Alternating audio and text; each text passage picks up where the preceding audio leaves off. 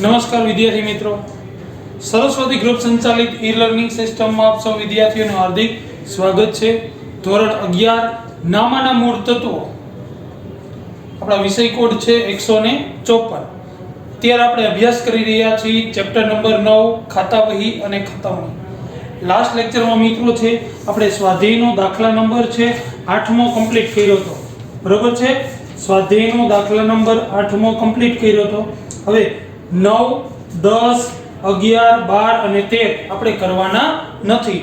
આ વખતેના છે એ સિલેબસમાં જે 30% નો ઘટાડો થયો છે એમાં એ દાખલાનો સમાવેશ થાય છે। કેટલા દાખલા? તો કે 9, 10, 11, 12 અને 13 આટલા દાખલા આપણે કરવાના નથી।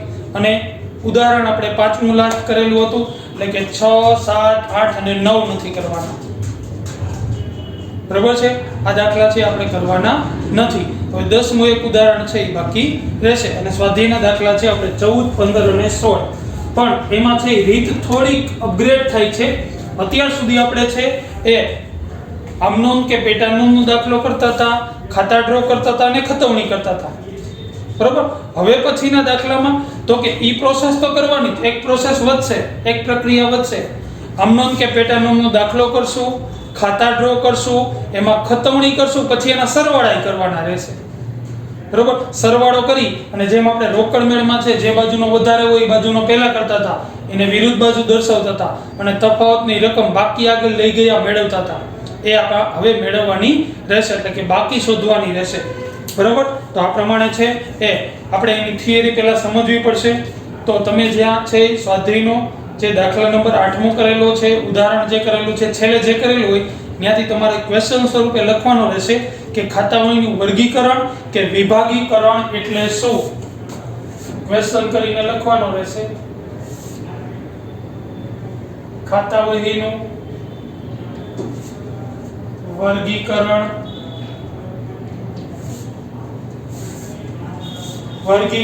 ઓબ્લિક વિભાગીકરણ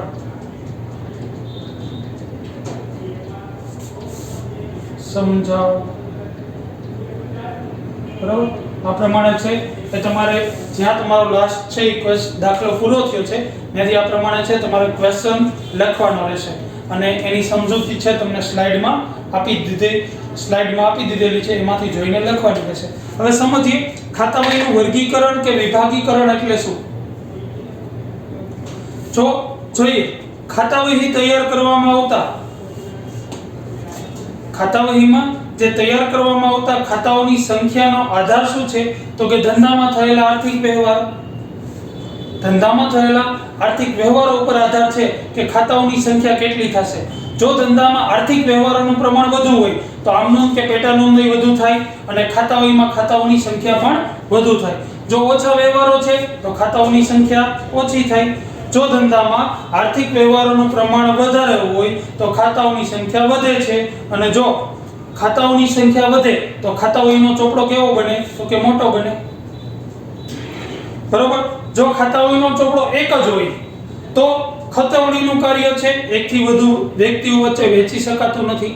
જેમ આપણે આમનોમનું કાર્ય છે એક જ ચોપડો હોય આમનોમનો, તો જેમ કાર્યની છે વેચણી ન થઈ શકે એમ ખાતાવહીનો ચોપડો એક જ હોય તો કે ખતવણીનું કાર્ય છે વેચી શકાતું નથી।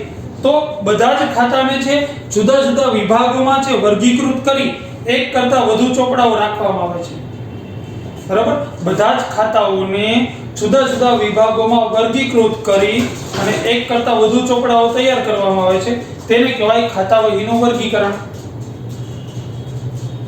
ફરીથી જોઈએ તો કે બધા જ ખાતાને જુદા જુદા વિભાગોમાં વિભાજિત કરવામાં આવે અને એક કરતા વધુ ખાતાવહીનો ચોપડો તૈયાર કરવામાં આવે, એને કહેવાય ખાતાવહીનું વર્ગીકરણ। તેને ખાતાવહીના પેટા વિભાગો કે પેટા ખાતાવહી પણ કહે છે। પેટા વિભાગો અથવા પેટા ખાતાવહી, જેમ આપણે આમનોમના ચોપડાનું વિભાગીકરણ કરીને પેટાનોમ તૈયાર કરતા હતા, એવી રીતના ખાતાવહીના ચોપડાનું વિભાગીકરણ કરી પેટા ખાતાવહી તૈયાર કરી શકાય। જો એક જ ચોપડો હોય, ખાતાઓની સંખ્યા વધુ હોય તો મોટો બને, એક કરતા વધુ વ્યક્તિને કામ સોંપી ન શકાય। તો આ મુશ્કેલી દૂર કરવા માટે તો કે એના વિભાગ પાડી દેવાના। કઈ રીતના? દાખલા તરીકે માલને લગતા છે એ ખાતા એક ચોપડામાં, ખર્ચને લગતા ખાતા એક ચોપડામાં, બરાબર, આવકને લગતા ખાતા એક ચોપડામાં, મિલકતોને લગતા ચોપડા એક ખાતામાં, મૂડીને લગતા ચોપડા, મૂડી અને દેવું છે એને લગતા ખાતા એક ચોપડામાં. આમ ખાતાઓના છે વિભાગ પાડી દેવાના. હવે શું થશે તો કે દરેક અલગ અલગ ચોપડા તૈયાર કર્યા છે તો દરેકને અલગ અલગ ને કામગીરી સોંપી શકાશે. આ જે ખાતાવહીના ચોપડાનો જે વિભાગીકરણ કરવામાં આવે એને કહેવાય પેટા ખાતાવહી અથવા ખાતાવહીનું વર્ગીકરણ કે વિભાગીકરણ કહેવામાં આવે છે, અથવા એને પેટા વિભાગો કે પેટા ખાતાવહી તરીકે પણ ઓળખવામાં આવે છે. બરોબર છે. તો આ ક્વેશ્ચન તમને સ્લાઇડમાં આપેલો છે, એમાંથી જોઈને છે તમારે લખી લેવાનો છે. એ લખાઈ જાય પછી નીચે પેજની વચ્ચોવચ્ચ છે હેડિંગ આપવાનું રહેશે, ખાતાની બાકી શોધવી. પેજની વચ્ચોવચ્ચ હેડિંગ આપવાનું, ખાતાની બાકી શોધવી.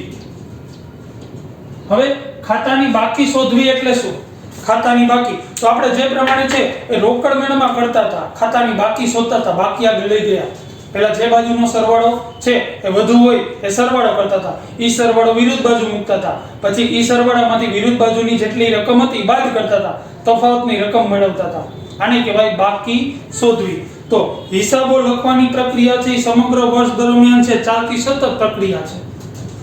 હિસાબો લખવાની પ્રક્રિયા કેવી છે તો કે સમગ્ર વર્ષ દરમિયાન ચાલી જ જાય. પહેલી તારીખે પહેલો દિવસ, પહેલી તારીખે વ્યવહાર થયા એટલે હિસાબો લખ્યા, નોંધ કરી, બીજી તારીખે વ્યવહાર થયા, નોંધ કરી, ત્રીજી તારીખે, આવી રીતના આખા વર્ષ દરમિયાન જેટલા આર્થિક વ્યવહારો થાય બધાની નોંધ થાય. એટલે સતત ચાલતી પ્રક્રિયા છે. વેપારી છે વર્ષ દરમિયાન જે તે ખાતાની છે માહિતી કે પરિસ્થિતિ જાણવા માટે શેનો ઉપયોગ કરે તો કે ખાતાઓનો ઉપયોગ કરે. દાખલા તરીકે વર્ષ દરમિયાન ખરીદી કેટલી થઈ એ જાણવું હોય તો કે આમ નોંધ કે પેટા નોંધ ઉપરથી ન મળે, ક્યાં જવું પડે તો કે ખાતાવહીના ચોપડામાં એનો ટોટલ કરો એટલે માહિતી મળી જાય કે ભાઈ વર્ષ દરમિયાન આટલી ખરીદી, આટલું વેચાણ. બરોબર. નિયત સમયના અંતે છે ખાતાનું તારણ મેળવવાની પ્રક્રિયાને ખાતાની બાકી શોધવાની પ્રક્રિયા કહેવામાં આવે છે.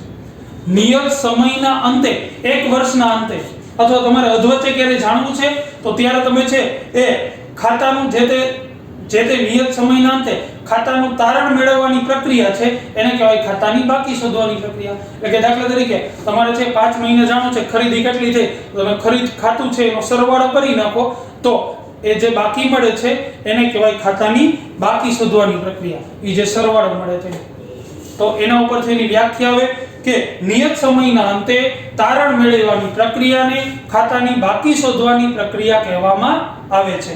બરાબર. ખાતાનું તારણ મેળવવા માટે તો કે ખાતાની ઉધાર બાજુ કે જમા બાજુ તફાવતની રકમ શોધવામાં આવે છે, તેને ખાતાની બાકી કહેવાય.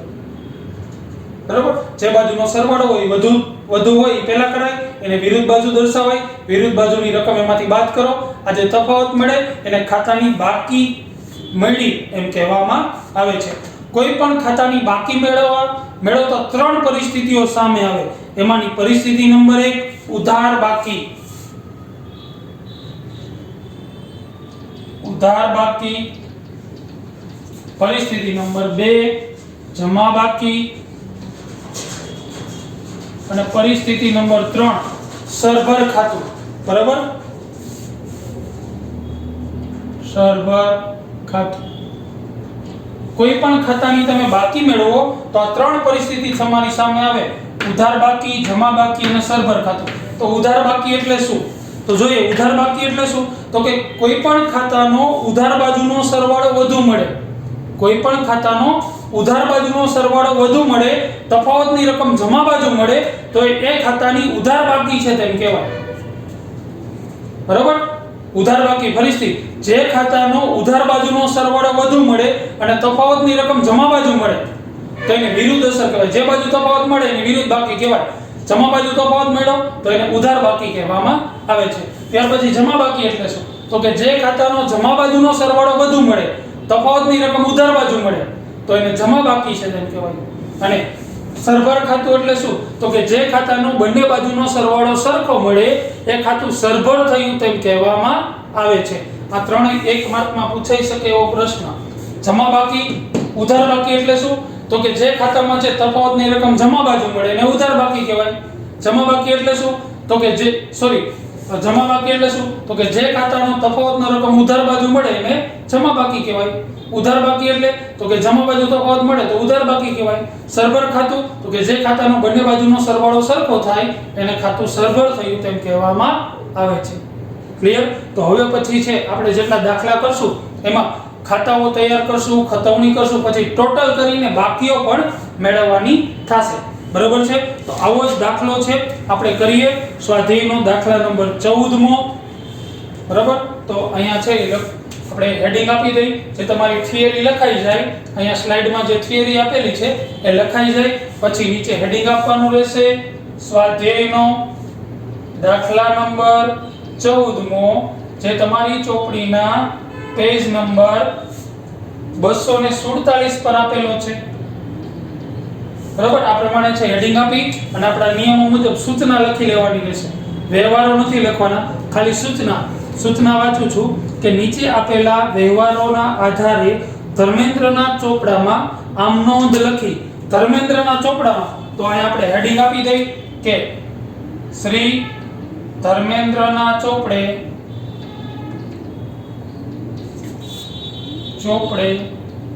આમ નોંધ. બરાબર? આમ નોંધનો ફોર્મેટ તૈયાર કરીએ. તારીખ, વિગત, ખાપા, ઉધાર રૂપિયા અને જમા રૂપિયા. બરાબર? આપણી પહેલી શરત આમ નોંધ તૈયાર કરી. પછી તો કે ખાતા વહીમાં ખતવણી તૈયાર કરો. ખાતા તૈયાર કરવાના, ખતવણી કરવાની. અને પછી લખ્યું છે દરેક ખાતાની બાકી શોધી નક્કી કરો કે કયા ખાતાની કઈ બાકી છે. એનો મતલબ એવો 4 શરતોનું પાલન કરવાનું. પહેલા આમ નોંધ લખવાની, ખાતાઓ તૈયાર કરવાના, એમાં ખતવણી કરવાની. ખતવણી થઈ જાય પછી દરેક ખાતાનો સરવાળો કરવાનો અને તફાવતની રકમ ઉધાર બાજુ કે જમા બાજુ મળે એ છે આપણે શોધવાનું. અને નીચે લખવાનું કે એ ખાતાની ઉધાર બાકી છે કે જમા બાકી. ક્લિયર? તો આ 4 શરતોનું પાલન કરવાનું છે. તો પહેલા છે આપણે આમ નોંધ લખવી પડશે. તો આમ નોંધનું ફોર્મેટ તૈયાર કરી નાખીએ. આમ નોંધનું ફોર્મેટ 2016 જુલાઈ. તો અહીંયા તારીખમાં લખી નાખી 2016 જુલાઈ. બરાબર? પહેલી તારીખ આમ નોંધ છે એ વ્યવહાર આપેલો છે. રૂપિયા 80,000 રોકડા અને 20,000 નું ફર્નિચર લાવી ધંધો શરૂ કર્યો. તો આપણી આમ નોંધ થશે રોકડ ખાતે ઉધાર, ફર્નિચર ખાતે ઉધાર,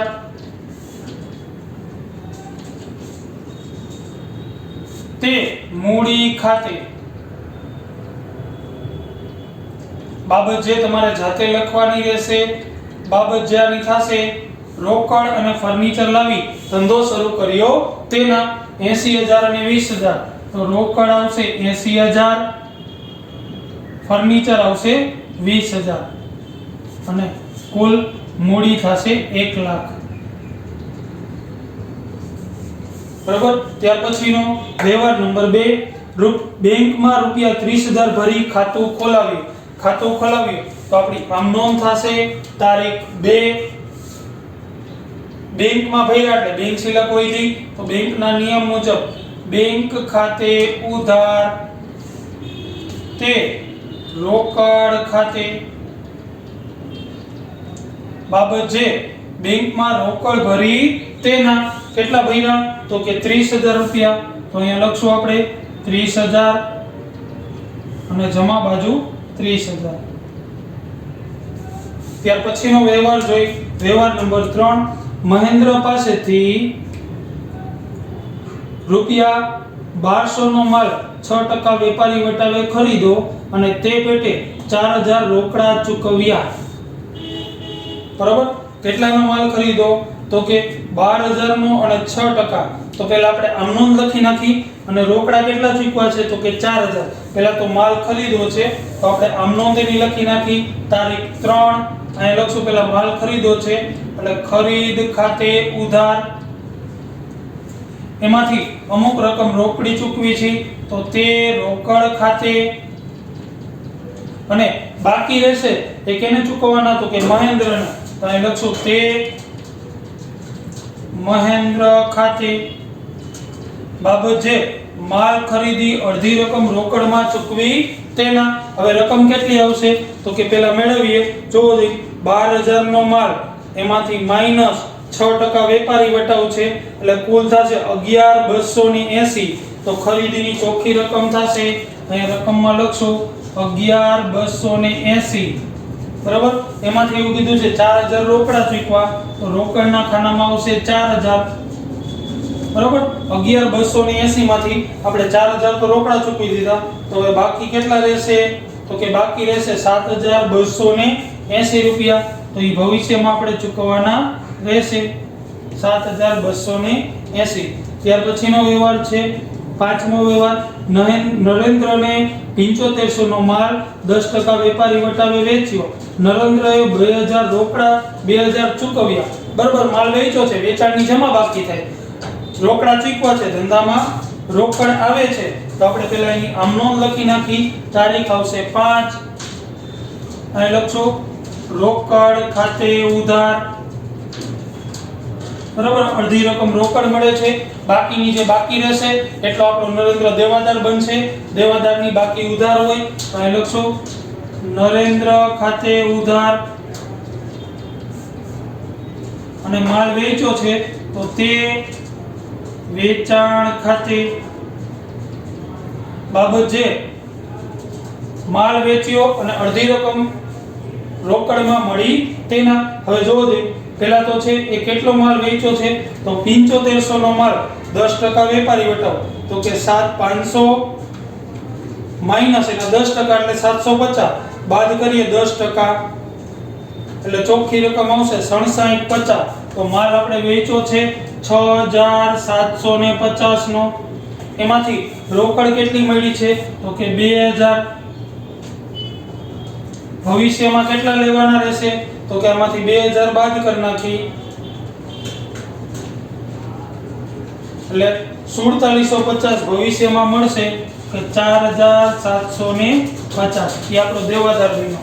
રેડી. આ પ્રમાણે આમનો જો તમારું પેજ પૂરું થઈ જતું હોય તો શું કરવાનું, તારીખથી લઈને લીટો આવશે, અહીંયા છે નીચે લીટો આવશે, પછી તો કે અહીંયા લખવાનું બાકી આગળ લઈ ગયા.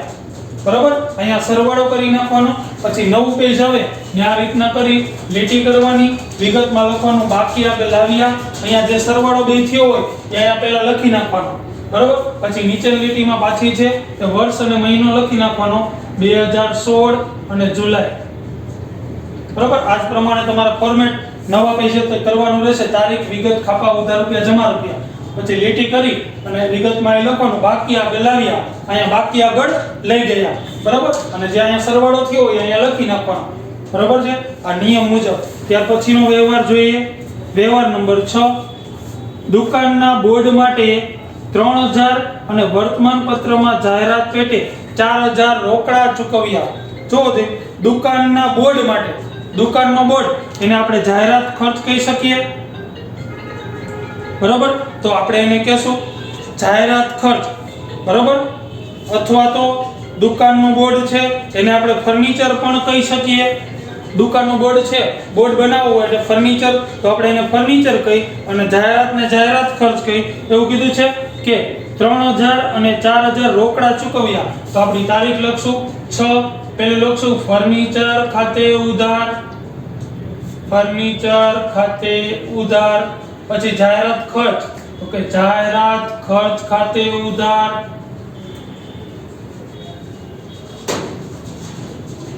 રોકડા ચૂકવ્યા છે એટલે તે રોકડ ખાતે. બાબત જે દુકાનનું બોર્ડ અને જાહેરાત ખર્ચના ચૂકવ્યા તેના, અથવા ફર્નિચર અને જાહેરાત ખર્ચના ચૂકવ્યા તેના. કેટલા છે જોવો જોઈએ. 3000 અને 4000. તો અહીંયા લખશું 3000 રૂપિયા અને અહીંયા લખશું 4000 અને જમામાં કુલ આવશે 7000. બરાબર. આ પ્રમાણે છે આમનોમ થશે. બાબત જે આપણે કીધી કે ફર્નિચર અને જાહેરાત ખર્ચના ચૂકવ્યા તેના. ત્યાર પછીનો વ્યવહાર જોઈએ. વ્યવહાર નંબર 7. જિંદગીનું વીમા પ્રીમિયમ 6000 અને પુત્રની સ્કૂલ ફી પેટે 2200 દુકાનમાંથી ચૂકવ્યા. જો જિંદગી એવો શબ્દ છે એટલે એ અંગત થશે. ખાલી વીમા પ્રીમિયમ હોત તો એ ધંધાનો ખર્ચ થાય, પણ જિંદગી એવો શબ્દ છે એટલે એ અંગત ખર્ચ થઈ ગયો, તો ઉપાડ થયો છે તો આપણે આમ નોંધ લખશું. દુકાનમાંથી ચૂકવ્યા છે, રોકડ ગઈ છે તો આપણે આમ નોંધ લખશું. તારીખ 7 ઉપાડ ખાતે ઉધાર, ઉપાડ ખાતે ઉધાર તે રોકડ ખાતે.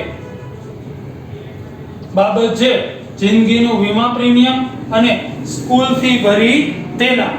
બરાબર, જિંદગીનું વીમા પ્રીમિયમ અને પુત્રની સ્કૂલ ફી ભરી તેના. કુલ કેટલો ઉપાડ થયો જોવો જોઈએ, 6022 એટલે 8200. તો અહીંયા ઉપાડમાં છે એ લખશું 8200 અને જમામાં રોકડ એટલી જાય છે 8200. બરાબર છે. ત્યાર પછીનો વ્યવહાર જોઈ 8મો. મહેન્દ્રને 7200 નો ચેક આપી ખાતું ચૂકતે કર્યું. હવે મહેન્દ્રને, જો મહેન્દ્ર પાસેથી આપણે માલ ખરીદ્યો તો જોવો દે અહીંયા મહેન્દ્રને આપણે દેવાના કેટલા હતા 7280. હવે કેટલા આપો છો જોવો દે તો કે 7200 જ આપો છો અને હિસાબ ચૂકતે કર્યો એવું કીધું ત્યારે વટાવની અસર આવે. તો આપણે છે એ નોંધ કરીએ. તારીખ 8 પહેલા તો એવું કીધું છે ચેક આપ્યો એટલે આપણી બેંક સિલક ઘટશે. તો અહીંયા પહેલા મહેન્દ્રનું ખાતું જમા થયું છે, અહીંયા ઉધાર થશે. અહીંયા લખશું મહેન્દ્ર ખાતે ઉધાર કેટલા તો કે 7280. બરોબર, તે ચેક આપો છો એટલે બેંક ખાતે કેટલાનો ચેક આપો છો તો કે 7200 નો. તો આપણી બેંક સિલક ઘટશે 7200. વટાવ કેટલાનો મળશે તો કે 80 રૂપિયાનો. તો તે વટાવ ખાતે કેટલા તો કે 80 રૂપિયા. બાબત જે મહેન્દ્રને ચેક આપી ખાતું ચૂકતે કર્યું તેના અથવા હિસાબ ચૂકતે કર્યો તેના. ત્યાર પછીનો વ્યવહાર 10મો વ્યવહાર જોઈએ. નરેન્દ્ર પાસેથી 4700 નો ચેક ચૂકતેને હિસાબે મળ્યો. જો નરેન્દ્ર પાસેથી આપણે કેટલા લેવાના હતા તો કે 4750 લેવાના હતા. હવે ચેક કેટલાનો આપે છે જોવો જોઈએ. ચેક ચૂકતેની હિસાબે મળ્યો 4700 નો. પહેલા તો ચેક મળે છે એટલે બેંક સિલક વધશે. તારીખ 10 અહીંયા લખશું બેંક ખાતે ઉધાર કેટલાનો ચેક મળે છે તો કે 4700 નો. બરાબર, લેવાના હતા 4750. તો વટાવ કેટલો આપવો પડશે તો કે વટાવ ખાતે ઉધાર કેટલો વટાવ તો કે 50 રૂપિયા અને તે નરેન્દ્ર ખાતે કેટલા તો કે 4750. બાબત જે નરેન્દ્રએ ચેક આપી ખાતું ચૂકતે કર્યું તેના. નરેન્દ્રએ અહીંયા એવું લખાશે મહેન્દ્રને ચેક આપી ખાતું ચૂકતે કર્યું તેના. અહીંયા નરેન્દ્રએ ચેક આપી ખાતું ચૂકતે કર્યું તેના. ત્યાર પછીનો વ્યવહાર જોઈએ. 11 તારીખ સુરેન્દ્ર હાર્ડવેર પાસેથી 5000 નું ફર્નિચર ખરીદ્યું. જે પેટે 3000 નો ચેક અને 2000 રોકડા ચૂકવ્યા. પહેલા તો શું ખરીદ્યું છે જોવો દે તો કે ફર્નિચર. તો ફર્નિચર ધંધામાં આવે છે તો તારીખ 11 અહીંયા લખશું ફર્નિચર ખાતે ઉધાર, ફર્નિચર ખાતે ઉધાર તે બેંક ખાતે અને તે રોકડ ખાતે. બાબત જે ફર્નિચર ખરીદી અડધી રકમ રોકડમાં અને બાકીની રકમનો ચેક આપ્યો તેના. કુલ 5000 નું ફર્નિચર ધંધામાં આવે છે તો અહીંયા 5000 પછી ચેક 3000 નો તો બેંકના ખાનામાં 3000 અને રોકડ તો કે 2000. બરાબર, આ પ્રમાણે છે એ વ્યવહારો પૂરા થાય એટલે તારીખથી લઈ અને લીટો આવશે. પછી એની નીચેની લીટીમાં લીટો કરવાનો, રકમના ખાનામાં 2 લીટા કરવાના અને વિગતમાં લખવાનું કુલ સરવાળો. હવે સરવાળો કરી નાખીએ કેટલો આવશે જોઈએ. પહેલેથી સરવાળો કરતા જાય 1 લાખ